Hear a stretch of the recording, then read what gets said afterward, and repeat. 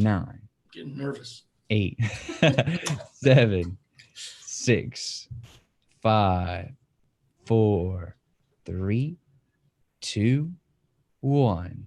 Ladies and gentlemen, welcome to another episode of the Project Egg Show. I'm your host, Ben Gothard, and I'm extraordinarily excited today to be speaking with Brian Gill, a computer scientist, entrepreneur, and angel investor, in addition to a totally cool guy. So, Brian, welcome to the show. Thank you so much for coming on. Thanks, Ben. Pleasure to be here. Let's jump right in. I want to know, what is your story? Yeah. So first of all, I'm an introvert who hates talking about himself, so this will be awkward.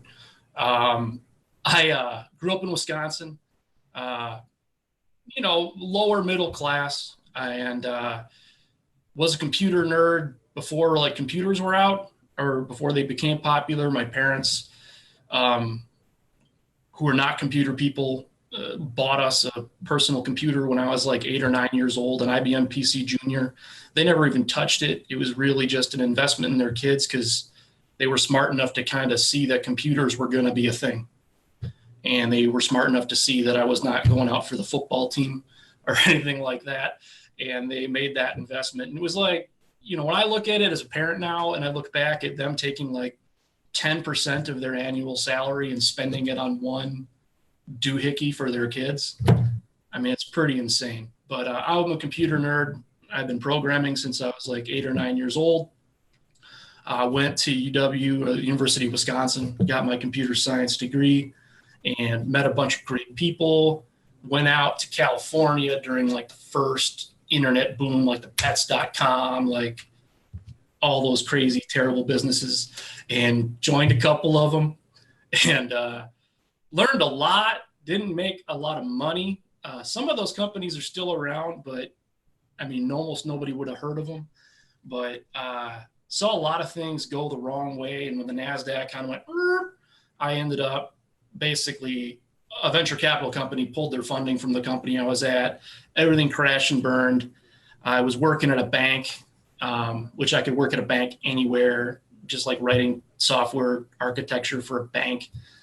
And it was the Bank of America. It was like an investment bank. So it was, at least it was in the world of kind of VC kind of, because it was, but anyways, that wasn't why I moved out to California. I was kind of waiting for the economy to come back and get back into the startup game, but it kind of looked like it was going to take about 7 years. And I was like, I'm not going to live out here. So I basically tucked tail between my legs, humped back to Wisconsin, still knew I wanted to start a business and knew I wanted to do something, and knew I wanted to bootstrap it. I didn't want to have a set of investors with that type of power over me after watching what it had done to the company I was at. And when the economy got a little rough and they bailed on us, and then the whole thing went down, and we had good product, good customers. I had been working 80 hours a week, typing away, building product, and the whole thing went away because the NASDAQ dropped. So I didn't want to be beholden to any investment. I didn't want to be beholden to any VCs. So I needed some business that we could start and get some revenue quick. It couldn't be, I didn't have $10 million and many moon cycles to wait. Like I needed, whatever we did needed to start generating revenue. And my younger brother, Tyler, he was going to University of Wisconsin for computer science at the time, and he had a hard drive crash. And it had all his stuff on it, and it had pictures of his kids, or not his kids, but his friends from school, and one of whom had just passed away, and it was a real bummer. This is before cloud backup and all this kind of stuff. I mean, this was kind of around like 2003, and he started trying to find a company to recover that, to fix the thing and get my data off. And it was surprisingly hard. There were very few companies, almost none, like advertising for the service. He did manage to find one who quoted him like $4,000, which at the time that was like his college tuition. And, we kind of looked at it, and, with my computer science background and a couple of my buddies, electrical engineering and mechanical engineering backgrounds, we just kind of said, hey, how hard could this possibly be? And we bought a pallet of broken hard drives on eBay, because that was a thing. And we screwed around with it and figured out we could recover data off maybe a third, but that was good enough to see some potential there. So I was coming from an e-commerce background and a programming background. So I threw together a CRM, I threw together our website, I started advertising that we did the service, and we started getting customers. It was real weird. That took off. We were kind of working out of my basement for about 5 months. And then things started to get pretty serious, and I convinced my brother to drop out of school, which was very unpopular in the Gill household. My mom didn't talk to me for about 3 months. They're not risk takers.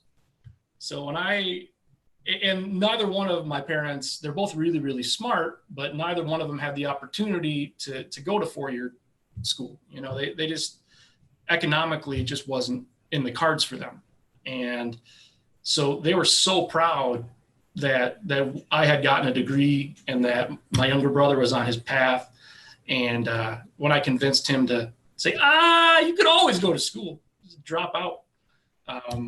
Anyways, so the business took off. About a year later, we had about 15 employees, and I was making a living without a boss, without any VCs or angel investors lording over me in board meetings. And those were some pretty fun times. I love that first 2 years of a business. It's just the best. But we, at the time, that particular business, like, we knew the biggest company in the space probably only did about 20 million in revenue a year. So this is not like a huge growth market. It's not a startup. It's not likely to get acquired or ever IPO. It would never have the revenue levels, even if we got like 50% of the market share, right? So, and that's really what I wanted to do. I wanted to build something bigger. So we took the capital that we were generating, and we basically started 2 other companies. One of them was called Phoenix Nuclear Labs at the time. One of my buddies from college who started Gillware with me is a genius, and his name is Greg Pfeiffer. He's a PhD in nuclear, but he had degrees in like electrical engineering and all kinds of stuff, but bona fide genius. And he had just gotten his PhD in nuclear engineering, and he was getting job offers from all over the world, national labs, Area 51 type places. And they basically, we just had a simple question for him, like, do you have any crazy ideas, and how much money would you need to kind of get going? And he's like, of course I have crazy ideas. And we knew that he had, but he needed about $500,000, which we were doing well, but that was a lot to kind of come up with. But we did. His parents and brother and a bunch of our friends and family and all the Gillware partners, we were obligated to this guy. He was the one that figured out how to reverse engineer all this storage equipment. So it was, we needed to give him a shot. So we tightened the purse strings or whatever, and we basically came up with the money, and he made this crazy neutron ray gun, which I could talk about this stuff for hours, but he basically invented this device called a flame device. That's a fusion linear accelerator. It shoots a beam of neutrons, similar amount of neutrons to like a big nuclear reactor that you can plug into the wall. So it has all kinds of crazy applications. That company is now called Phoenix, Wisconsin. They removed the word nuclear because there's a negative marketing connotation, I guess, to nuclear. But that company has around 100 employees. I served on their board for like 5 years. I help them out from time to time with some consulting, but I'm not an active participant over there. They've raised, I don't know, probably 30 or $35 million of VC, and they're selling these ray guns, and they're also selling what's called N-ray radiography services.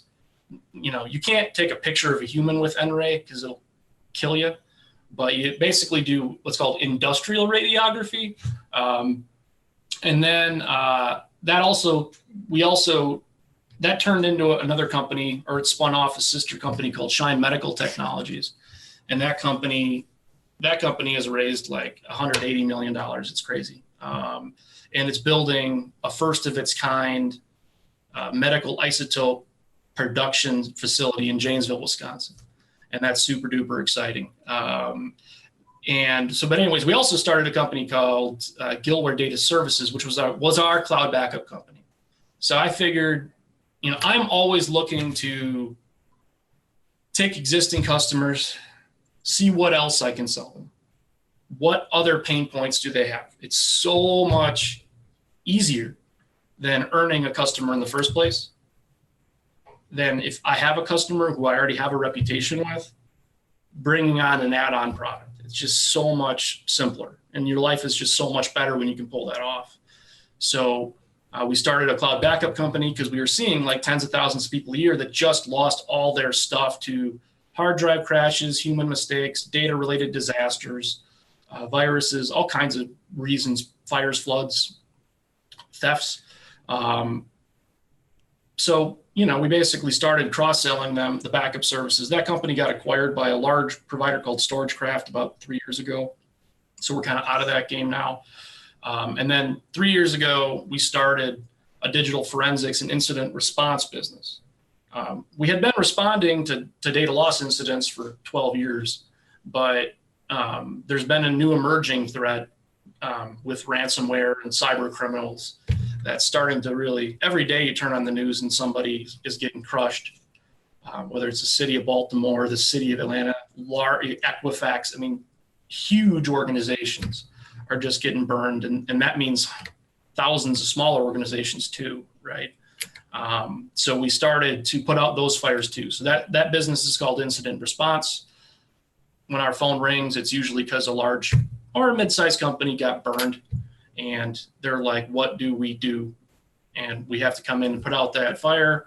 And then, like I was talking about earlier, we started risk assessment services. So those same customers that just got breached, that just lost their data, that just paid $500,000 of Bitcoin ransom, now we're actually providing that monthly advice. So we're diagnosing their problems. We're kind of acting as a third party verification agent to their existing, IT group or existing CISO or existing managed service provider. Like, we kind of come in, we're agnostic for products. We just come in and just look at what they're doing and make sure that they continue to take the steps month over month to improve their security. So long story short, I'm a computer nerd who specializes in data disasters, both the digging people out and then preventing.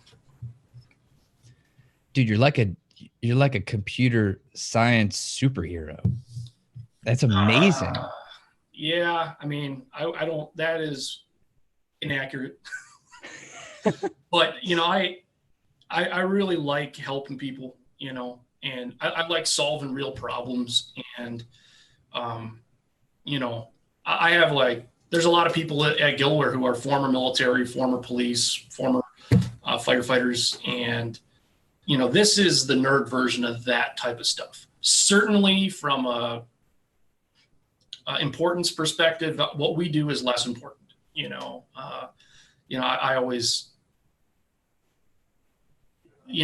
as bad as it could ever be, losing data or having your data lost, it's not as important as a heart attack. It's not as important as a burning building, but for the IT world, yeah, we're kind of like the minor superhero, like the lower tier of Ant-Man, whatever.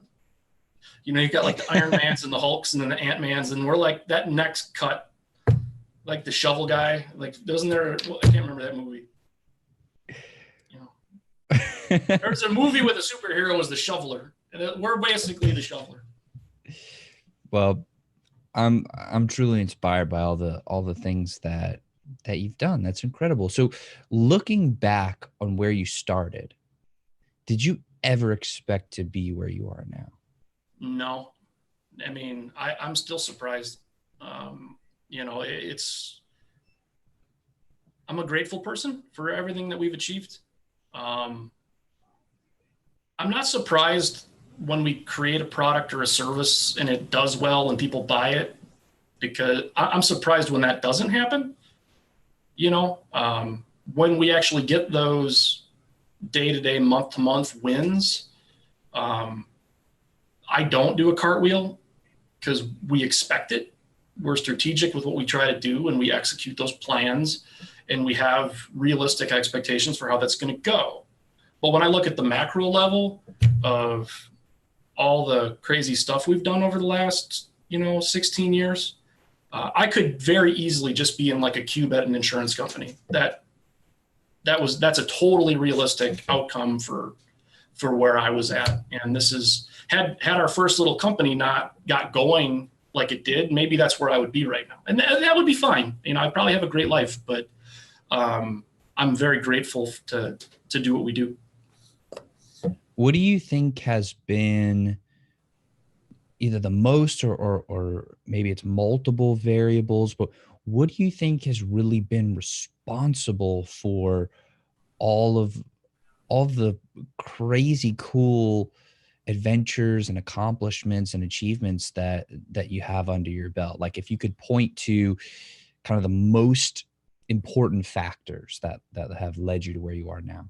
Yeah, I mean, it all comes down to team building and surrounding yourself with the smartest people you can, with the most integrity possible, and finding those good-hearted scientist type people who don't traditionally become business leaders and dragging them kicking and screaming into leadership. But it all comes down to finding people that have a vision, that want a little more out of life, that they're not clock punchers. They want to work, they want to get their hands dirty, and they want to help people. And yeah, they want to make some money along the way.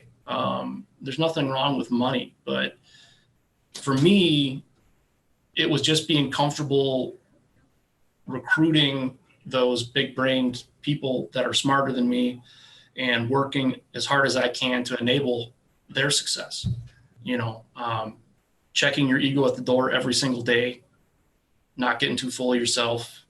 I still talk to customers every day. I still work with our marketing and sales and tech sales and engineers. And I still, we're talking with, strategic investors, we're doing all this stuff, but it really comes down to people. If you get the wrong people, you're boned. Can't even start a car wash with the wrong people, let alone a tech startup, And in this environment, there's so many people. I mean, when you got companies like Google in Madison, Wisconsin, where I'm at, I mean, they're everywhere now, but there's a Google campus here in Madison where they're paying kids right out of school like $140,000 a year. And as a little company, we have to figure out how to attract that talent. And, we can't pay the same that they pay. We've got to fight smart, fight with equity, fight with our story, and try to find that similar minded person that wants to go to work and build something to help people or get in the trenches and help people every day, That is so fascinating to me how despite your depth in computer science, and I mean that seems to me like a very logical technical area. Of course, I don't really know, you're the expert there. Yeah. That you would still say people and people skills and working with people. That's fascinating to me. When did you discover that? Well, okay, so I went to University of Wisconsin, and again, I was a nerd all the way through. And one of the other types of nerd I was a band nerd. So I was in the University of Wisconsin marching band, for the football games. And I met probably 4 of the people I met in marching band were some of my first employees. And Greg Pfeiffer, the genius physicist, he was my marching band buddy. He was a trombone player, and so I thought hiring people was easy. the first like 15 people we hired were all people that we knew, like down to their bones. We had worked with them before. We had been to school with them. We had been in the computer science lab or the library with them till 3 o'clock in the morning. I'd seen Greg scrubbing oil tanks for some other guy's research projects just because he was helping out. Like we knew these people. One of them was my brother. So we thought we were like hiring people is easy, it's simple. Just know a bunch of geniuses that you're good friends with. Fucking easy. Sorry for the French, but it was more than welcome. Yeah, I try to dial it back when I can, but it was like employee, and nothing against employees like 16 through like 25, if they're listening, but there were a couple good ones in there, but our ratio of success was much lower because we didn't take it seriously, so how did I learn? You learn by making mistakes. That's how I learned. I learned the hard way most of the time, and making a bunch of bad hires in a row and seeing all the problems that happen when you do that, that led to me really seeking out some other entrepreneurs in town, like, how do you do this? And really starting to take the hiring process seriously, starting to interview like 10 people before even an entry level, like customer support level position, and making sure that even if we interviewed 4 and boy, this lady is great, let's interview 6 more, and even if we circle back and end up making an offer to that person, boy, does it really hurt to interview those other 6? Maybe you'll meet some new relationships, maybe you'll hire them down the road. You just never can meet enough people, So yeah, long story short is I was just an hour ago, I was working with a recruiter talking about the types of people that we were looking to meet and grow, Where do you think you got or developed your people skills from? Yeah, it's a work in progress. Again, I'm an introvert by nature. As a young man, especially, I was quiet. I liked computers. I liked video games before they were cool. I really wasn't an outgoing. I was a young nerdy kid. I was short. Like my freshman year of high school, I was probably 5 feet tall, about 85 pounds and nothing. And nerdy as you come, right? I was just hoping not to get the crap beat out of me. I was hoping not to get noticed, because if somebody was noticing me, it was probably because I was about to get bullied, right? And we didn't have the same attitude on bullying, 30 plus years ago when I was going to school as now. And I'm grateful for that. But that we've made that societal change and we're taking that stuff a lot more seriously. But, it takes me a long time to warm up to people. And I am kind of innately skeptical. And, but, once somebody's my friend, like I'll do anything, but it really just comes down to just be authentic, don't try to like play the character of CEO who doesn't say the F word, don't try to be something you're not. And if you're authentic, people pick up on that and then they'll be authentic with you. And just, again, a lot of my employees will tell you that I'm a very direct person. If I see something I don't like, I'm going to say something, and I'm going to say it in a professional manner, but I don't let things fester. I'm just going to be direct with you. Like, I didn't like how that looked. I want to do them this other way, or why did you do that? Because boy, that doesn't look right. I'm very direct. I'm not going to go behind your back. I'm not going to ask somebody's manager, like, why'd you guys do it that way? Or is this person working out? I'm just going to go right to the person and say, what's going on here? And, I just find just be authentic, be yourself. And, if you have that synergy with other people, then that's great, because then, we don't need to walk around acting all day. How has your philosophy on dealing with people evolved over time? Well, a couple ways. One, I have become a little bit more skeptical of people in the hiring process, especially business development people. No offense to all the business development people out there, they're great. But it's really easy for a business development person to sell you in a 2-hour interview. Like, they sell professionally. And even a moderately good one can be a rock star in a 2-hour interview. So at least in the hiring process, again, I've gotten a lot better about really researching their references, checking with their circle of friends, verifying all the stuff that's pouring out of their mouth.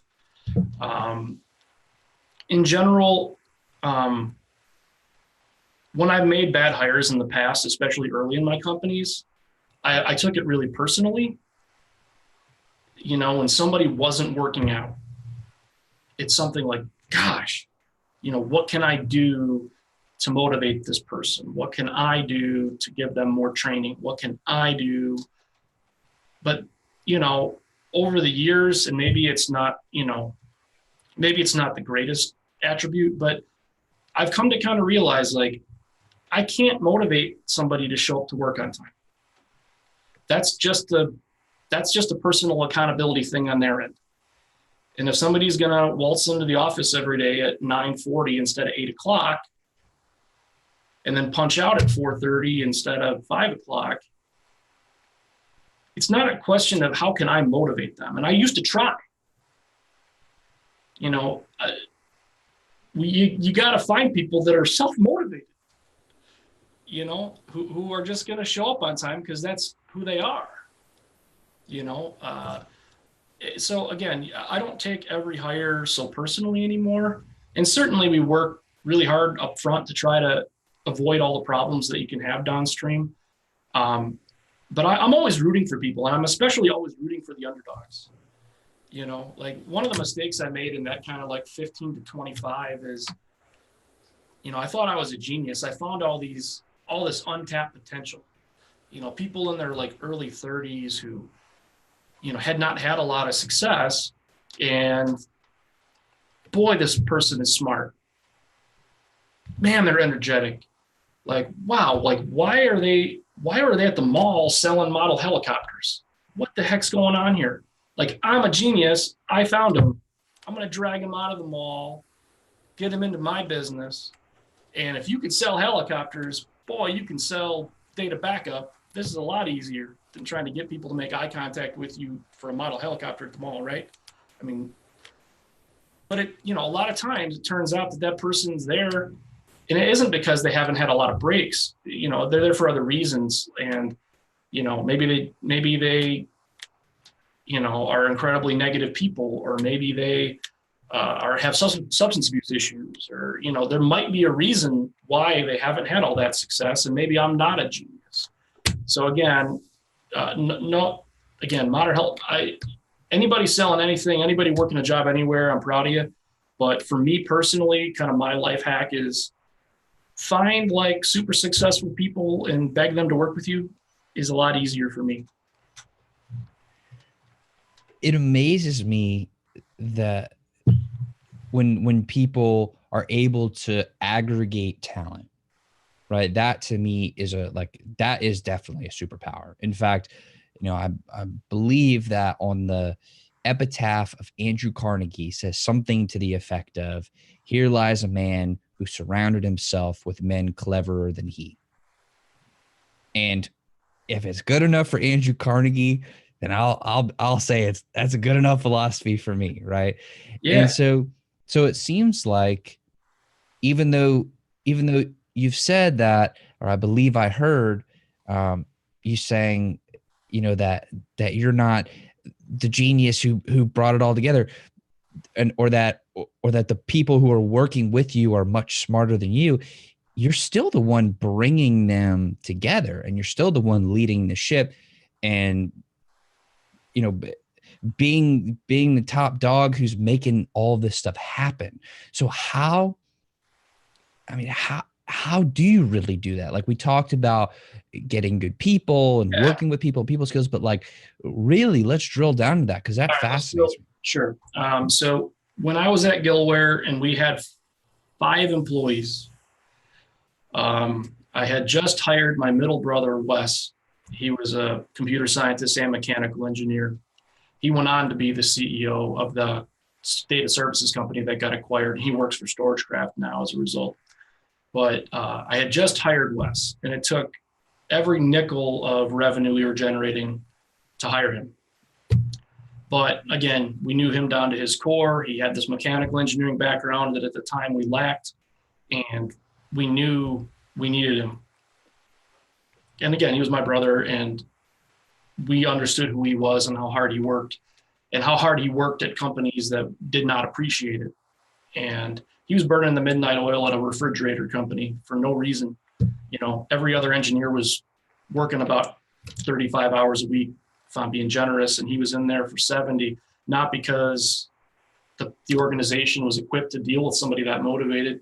They weren't, but it was just who he was. So I knew we had to have him, and we did everything we could. He was with us for about a week, and he said, "Brian, we have to hire this guy, Scott Holowinski."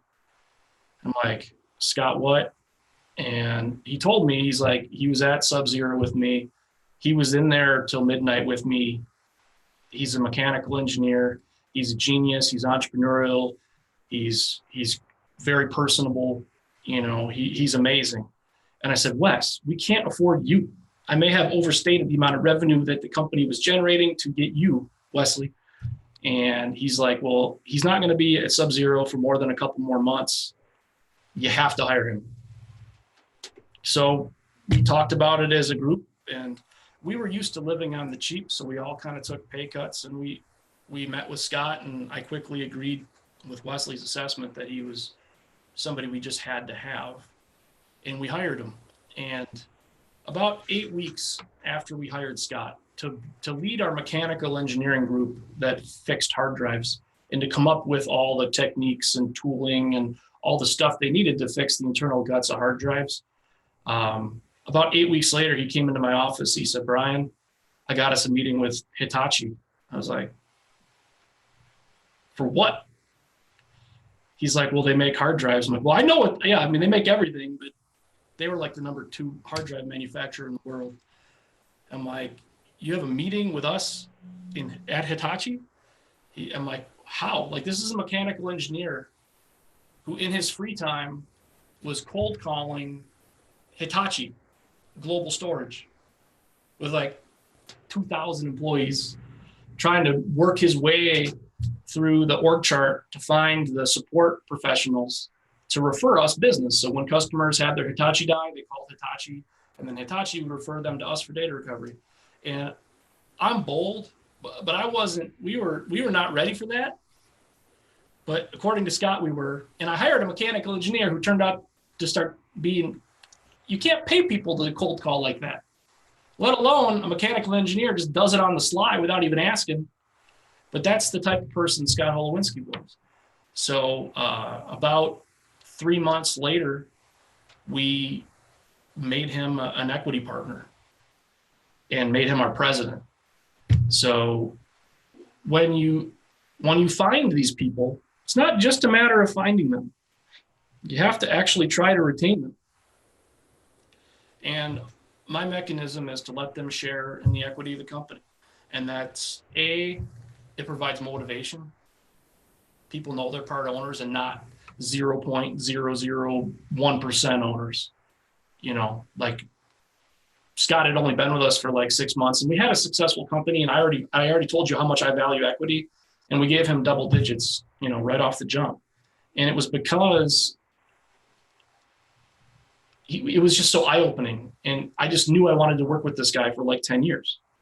And so yeah, long story short, you know, you got to find them and you got to retain them. And my tool of choice is usually equity, because it provides motivation, a barrier for every other person that's coming in trying to hire them and steal them from you. If your company is growing and their equity stake is worth a lot of money, it's hard to leave.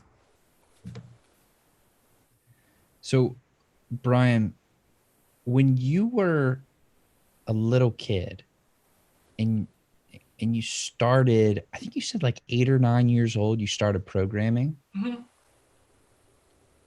How did that shape your identity? Well, it gave me a creative outlet, you know. Um, it gave me something. I mean, I read a lot of books. And again, I was a super nerdy kid. I was very unathletic, small, scrawny, to be kind. And I was not going to, it just wasn't in the cards for me to be out there, be the popular kid and do all that stuff. And, music and computer programming were my creative outlets. And a lot of people think computer programmer, oh, you sit there and you do whatever. It's like, no, like one of the first things I programmed was a hangman game. So the language was basic and it was MS-DOS. And I wanted to see if I could program hangman. Everybody's played hangman, or maybe not this generation, but it was a challenge for me to build that. And then some of my friends from the neighborhood would come over and play it, and everybody thought it was cool. And again, that gives you a little motivation and a little fun to try to take the next project. I mean, programming in my world, for my opinion, is very similar to creative writing, or it can be. And when I was hiring programmers, that was always my first interview question is, tell me about some of your hobby projects. And if people are like, what? Like, you've never programmed for fun? Then I'm definitely not hiring you. And I would have another half an hour of an interview where I knew I wasn't hiring them. That was super awkward. But, I should have put that question last. That would have been better. But, yeah. Wow. So now that you've moved into the role of entrepreneur, angel investor, and I mean, you're doing incredible things across a wide variety of companies. Has that changed your identity, your view of self? I don't think so. I mean, honestly, like my personal identity these days is dad. I mean, that's, it's super cheesy, but it's 100% factual. Like, I am more jazzed up about my son, hitting a triple in a baseball game than I am about anything that I do at work. And, part of maturing and getting some gray hairs is just continuing to be grounded and grateful for what you have and being responsible and being present for my kids. I don't want to be all wrapped up in work when I get home. About maybe 5 years ago, I started basically coaching like 4-year-old soccer, which again, unathletic, know nothing about soccer, but it was a personal challenge. And more than that, it was a guaranteed excuse that I would actually leave work at like 3:30 to drive to Charlestown, pick up my son and take him and try to communicate with these 4-year-olds and try to get them to play soccer, which I knew nothing about. And it was one of the best decisions I've ever made as far as, work-life balance or whatever you want to call it. I mean, I think in general that's overhyped. I still do end up working a lot, and I'm not going to tell you that I work 25 or 30 hours or 40 hours because I don't, but making sure that I added that structure of I have these structured appointments with all my kids, and I have that one-on-one time, and the phone gets turned off, and I don't want to hear about any data disasters or company disasters or personnel issues, or I don't want to hear about any of that. I want to be able to unplug. And yeah, so I don't know if I answered the question or not, but for myself, the family is where I get a lot of my identity from. And again, just trying to stay grounded and humble and do what I can every day to help clients and help employees and hire the right ones. This other stuff just kind of takes care of itself. If you meet the right people and work with them every day, great stuff happens.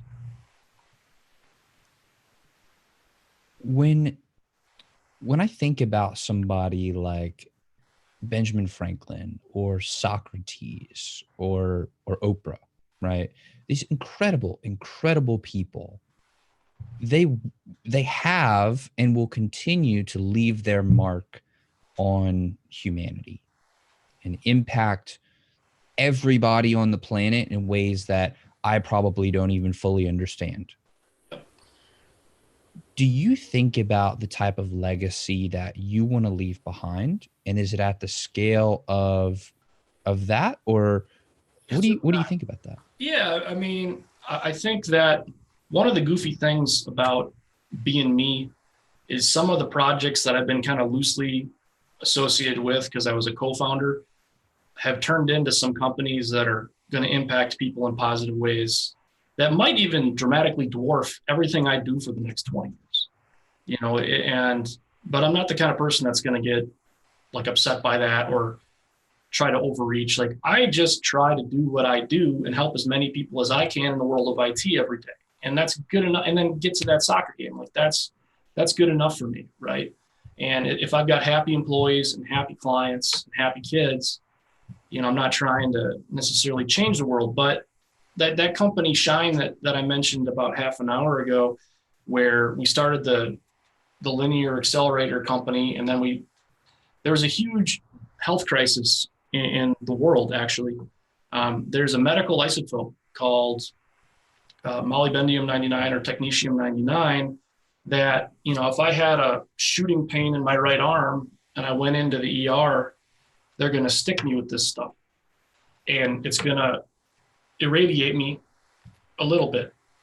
And it's going to basically show the cardiologist a beautiful picture of my heart. And they'll say, oh, crap, he's got a blockage. Let's get in there, major heart surgery and stent. So and if you think somebody might have a certain problem, they shoot them with this stuff and they can do diagnostic things for like bone cancer screening. And there's like, I don't know, roughly like 30 million procedures in the US every year with this stuff. And they make it in a nuclear reactor, or they are now, and they used to. Specifically, the North American supply of this isotope was made at 2 nuclear reactors in Canada that are now offline. And they went offline about, I don't know, 8 years ago, and they did not, for maintenance, and they did not come back up for a month, and a bunch of people died. They died because of misdiagnoses, and they died because of the high levels of radioactivity that the replacement isotopes. So our US government, who take a bad rap a lot of the time, did something smart. And the Department of Energy and the NRC came out with a grant proposal that just said, hey, can anybody make technetium 99 without a nuclear reactor? And my genius buddy Greg said, oh, that's easy. And he applied for it. And at the time, I think Phoenix had about 15 employees. And we went up against some huge publicly traded medical health companies. I mean, the biggest ones on the planet. I won't name them because I don't want to shame them, but so that, you know, companies with billions of dollars of revenue and thousands of employees and lots of grant writing experience. And Greg's little team won the grant. So they won a $25 million grant from the NRC as they've submitted like a 300 or 500 page paper that said, this is how we'd solve the problem. It got reviewed by scientists all over the world, and Greg won. And then they're like, who's Phoenix? Who is this guy? You know? And then we had to go raise the 25 million of matching funds to get that grant.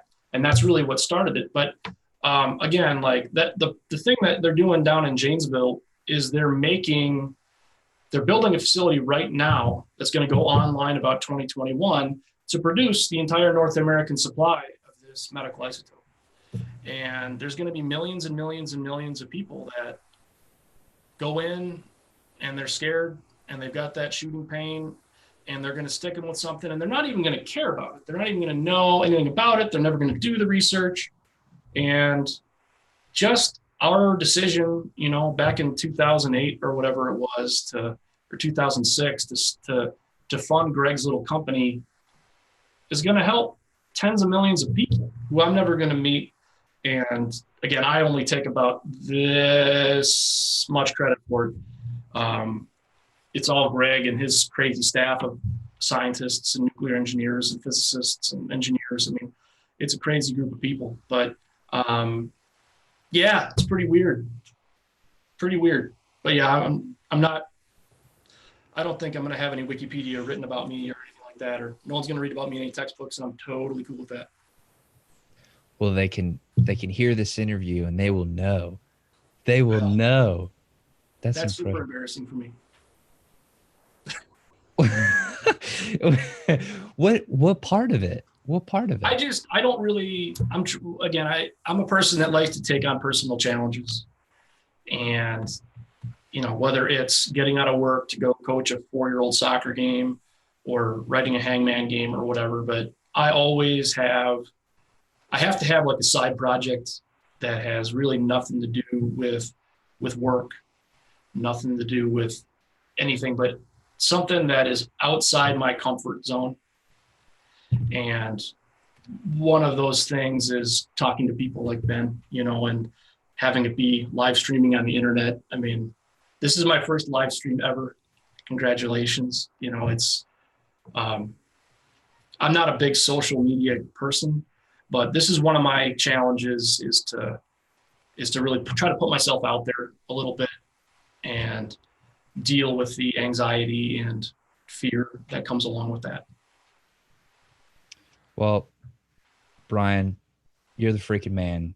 And I am so, so grateful that you chose to come on the show and, you know, do the very first live stream experience with me.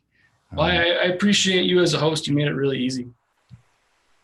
Well, you know, again, I'm truly honored, and I just have one more quick question for you, then we'll wrap it on up. Sure. So I'm 24, and the reason I say is because it's you know, I want to ask you a very personal question. Okay. But what question should I be asking you, and specifically you, that I just wouldn't think to ask? Well, you know, one of the things that I think it's how should I, for your listeners, how should I protect myself from cyber criminals? That would be, I think, how I could add the most value, because every single one of your listeners, they're entrepreneurs, they're running businesses, they might be running businesses soon, and there's an emerging risk with these cyber criminals that is impacting hundreds of thousands of people right now. And there are some pretty simple things you can try to do that can mitigate it dramatically. Do you want to ask that question? Yeah. All right. So again, and I could talk about this forever, but I don't want to take up forever. So the biggest one, and I think most people have heard about it by now, but I still talk to executives and people that haven't, and it's two-factor authentication. You know, most of the time when you're a business of a reasonable size, people are going to be working from home and remotely, or they're traveling. They need to be able to get on the network. They're going to use a VPN for that. That VPN needs a second factor of authentication, whether it's a little dongle with a rotating code, whether it's a smartphone with a rotating code for Google Authenticator. There is no excuse not to do it. And it will, because here's the thing, passwords are terrible. Almost everybody I talk to, if you really hold them down and say, hey, how many passwords do you have? They'll say 3, 2, maybe 1 password for everything. And it's awful. It's absolutely awful. And like, how strong is that password? It's like the name of the street you grew up on, which I could Google that in about 2 minutes. There's a, if you want to freak out your listeners, there's a website called familytreenow.com. Just go to it, type in your name and your age, and you're going to see every address you ever lived in, related people that you're like, how the hell do they know that? And if your passwords are based on stuff that I can Google for in 10 seconds, it's not a very good password. So you got to have unique and big, nasty passwords for everything. And we have it should be organization wide. If you can, get your organization to use these things. This is a YubiKey Nano. This is a passwordless little authenticator. So there's most websites that people go to support it. It replaces passwords. You just plug this thing into your computer and you just push this little Y button and it'll log you in with the biggest, nastiest non-password ever. You don't have to have the name of your hamster or your pet, the address you grew up on. You don't need to think about it every time. And it adds a whole level. Like, it's good enough for Google. Google rolled these out organization-wide about 2 years ago. They have not had a single phishing attack since. So passwords are a big one. Multi-factor authentication is a big one. Backups.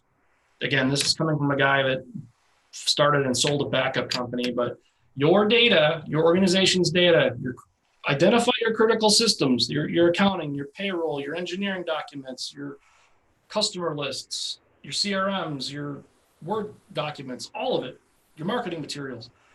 That critical stuff needs to be backed up in a real-time, automated way.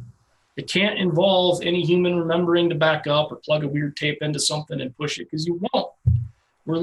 Humans are lazy, and it's never a good time to say, I'm going to take 20 minutes and back all my data up. Buy something that does it.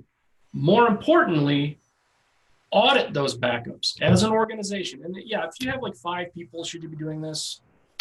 I mean, I would, but if you have like 50, 100, 200 employees, if you have an IT staff, if you have a managed service provider, when is the last time they restored from all your backups? How long did it take? So geez, if we ever have a problem, it's going to take 3 days. Maybe that's unacceptable, and maybe you need better systems, right? Are those backups complete? What we find a lot, because we still have people that come into the data recovery lab every day, is that they had 80% of their data backed up, but not the accounting data. And now, well, it's because 2 years ago, they switched to a different accounting platform and they never went back and changed the backup scripts. Because configuration drift is what we call it. But it happens. And so have your backups. They got to be automated. They should be offsite with different network authentication. Because one of the biggest things we're seeing is the bad guys get on the network. So with the city of Atlanta or the city of Baltimore, the bad guys infiltrate the network. And they live on the network for a while, usually about 3 months they're on the network. They fully understand the network topography. They have their game plan. They steal all the data. They monetize that data by selling kits of people or whatever they do. And then they will, at the last minute, the very last thing they do is they do this ransomware event where they destroy all the backups, they encrypt all the data, and then everybody gets to work on Monday morning and they say, oh, why do I have this message on my desktop that says all my data has been infected with a ransomware virus, and what's a Bitcoin, right?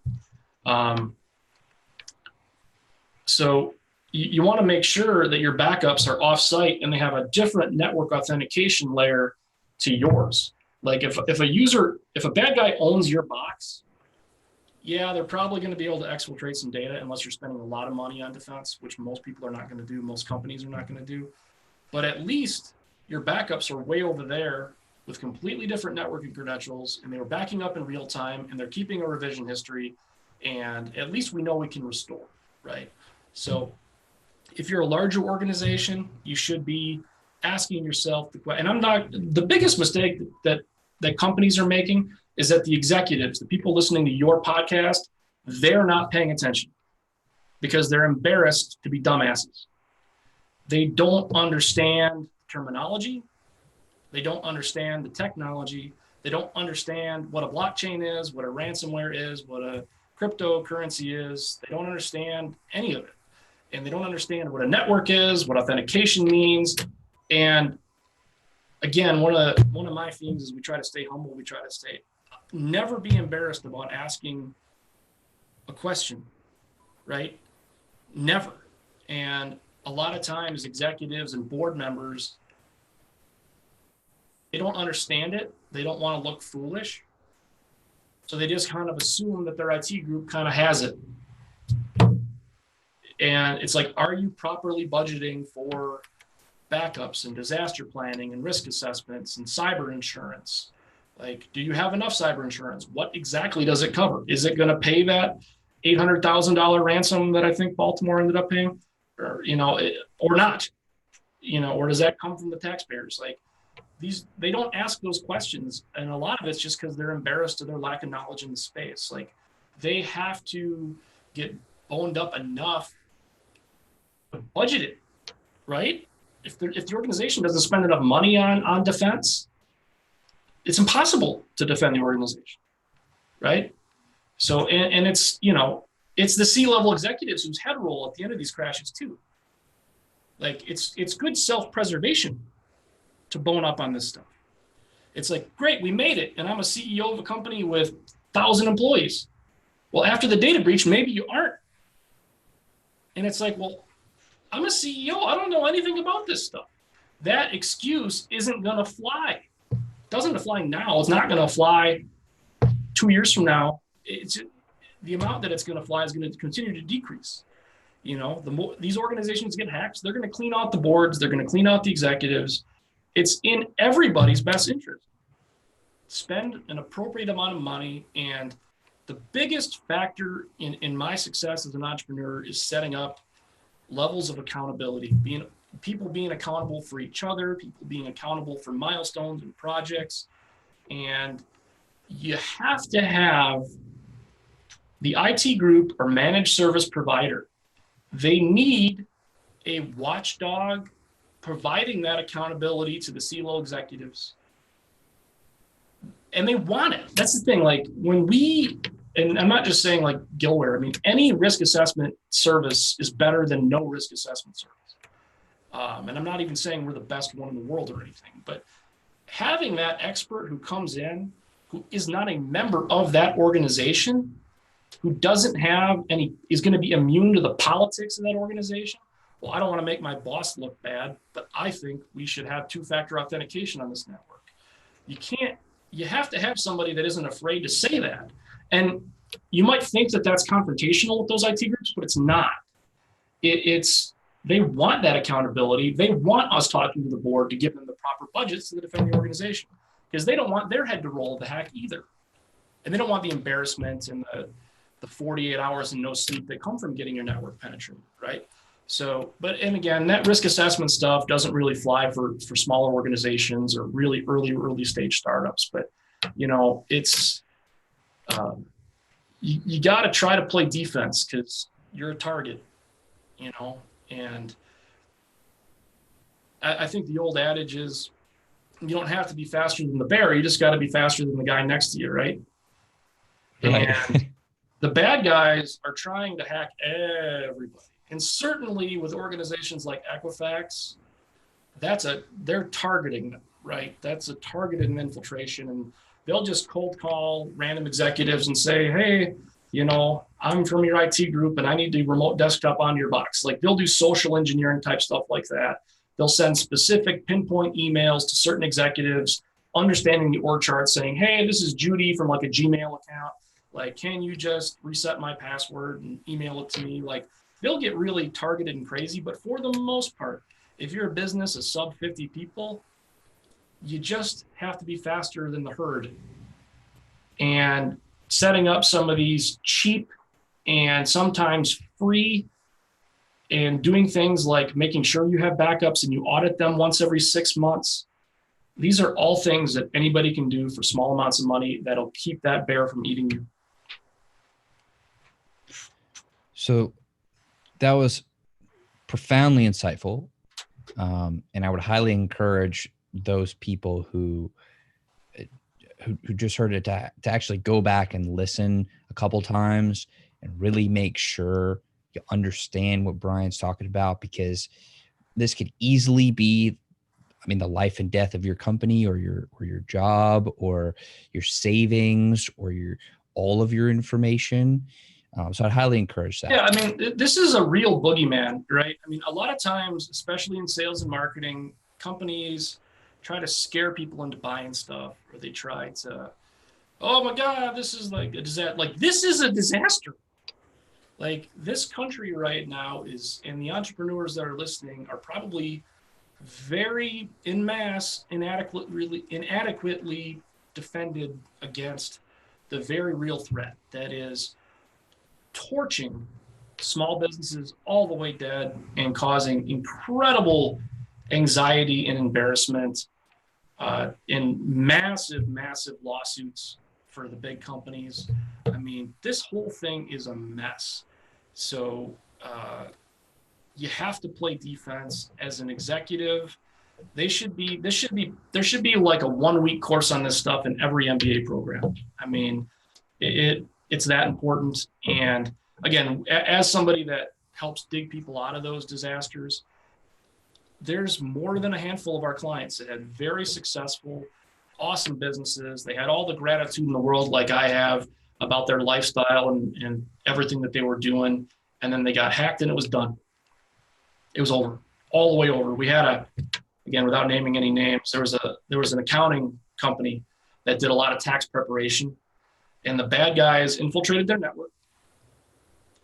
They filed taxes for all of their tax clients about a month before April. They filed change of addresses with all of their clients to a P.O. box in Florida. And they filed all those taxes with like a $4,500 refund. And, you know, that an organization doesn't recover from that. Decades of building up those clients. Like if your accountant lost all your data to some bad guys, you're gonna have to buy identity theft for the rest of your life. They filed your taxes and you're gonna be like on the phone with the IRS for the next 5 months trying to actually file your taxes. I mean, you're never gonna use that firm again. That happened to one of our clients, and yeah, they didn't even know. We got called in because of the ransomware. After we had been digging for about 2 or 3 hours, we realized the magnitude of the problem and that the bad criminals had been on their network for 6 months and that they had filed a bunch of taxes. And, you know, it was really, we got called in on the ransomware and it just escalated like crazy. And there was nothing we could do to save that company because they had just torched those relationships with those clients. And again, for smaller companies or even mid-sized companies, you got to play defense because you're in the game. Whether you want to be in the game or not, you're on the battlefield. Wow. So that's a question I should be asking you professionally. Yeah. What about personally? I don't know. I mean, you seem like a really level-headed guy, Ben, and it seems like you got a wonderful show. And I mean, I really enjoy being here, and it seems like you kind of got your act together. I don't like to pretend like I'm some sort of a sage or something, but from a personal level, just be grateful. I've met people who have like huge integrity in their personal life, but then not in business or vice versa. And the biggest advice, generic advice I have for anybody is just know who you are. It took me a while to kind of figure out who I was and figure out what I was really good at and what I enjoyed doing. And, if you find yourself in a position where you live the right way, you're trying to help people, you're full of integrity, you're not trying to sell people stuff they don't need, and you have that same attitude with your wife and your kids, life is just so much easier when you're true to yourself and honest with other people. For a long, long time, especially in the early days of our business, I was trying to like act like a business owner, or trying to act like a boss, or trying to act like some of the bosses I had, or trying to emulate like a Bill Gates or something. It was fake. Everybody knew it was fake. I knew it was fake. It didn't feel right. You got to be just, there's no shortcuts. Just be true to who you are, understand who you are, put yourself in position to do stuff that you enjoy doing, and life is going to be grand, Well, thank you very, very much, Brian. I'm so grateful that that you would come on the show, and it's been very special sharing this time with you. So I just wanted to once again say thank you very much. Yeah, you're an amazing host. Thanks for introducing me to live streaming, and have a great day, man. You too, absolutely. And to everybody who's watching and listening, I want to thank y'all very much, very, very much. Your time is very valuable. So I'm also grateful that y'all would choose to share some of it with us today. So thank y'all very, very much. And I will see you on the next episode.